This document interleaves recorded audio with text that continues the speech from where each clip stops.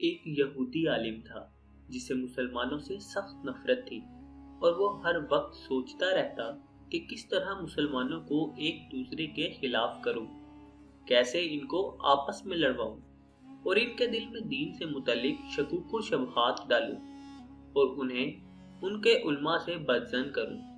ایک دن وہ مسلمانوں کے ایک گاؤں سے گزر رہا تھا۔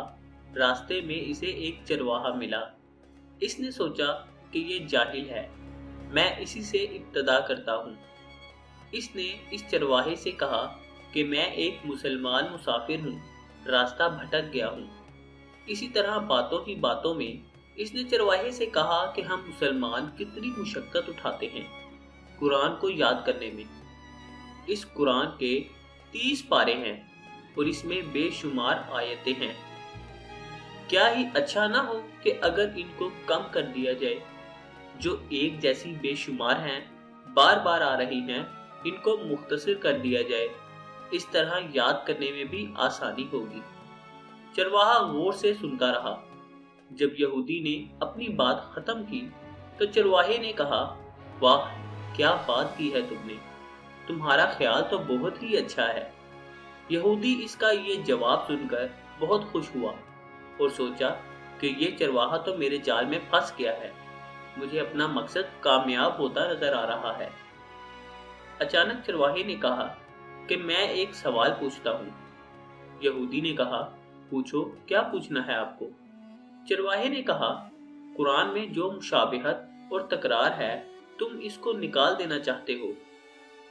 جو ایک آیت ایک مرتبہ سے زیادہ ہو اس کو قرآن سے خارج کر دینا چاہیے، اس طرح قرآن مختصر ہو جائے گا اور آسان بھی ہو جائے گا۔ یہودی نے کہا، میرا تو یہی خیال ہے۔ چرواہے نے کہا، تمہیں چاہیے کہ تم اپنے بدن پہ بھی جو اعضاء دو ہیں وہ تکرار پیدا کر رہے ہیں جس کا کوئی فائدہ نہیں ہے۔ کیوں نہ تمہارے 2 ہاتھوں میں سے ایک ہاتھ کاٹ دیا جائے، 2 پاؤں کے بجائے 1 پاؤں رکھ لو۔ 2 آنکھوں کی کیا ضرورت ہے، نظر تو ایک سے بھی آ جاتا ہے۔ کیوں نہ تمہاری 1 آنکھ بھی نکال دی جائے، اس سے تم بھی خود کو ہلکا محسوس کرو گے اور غذا کی مقدار بھی کم ہو جائے گی اور تمہیں کمانے کی زیادہ محنت نہیں کرنی پڑے گی۔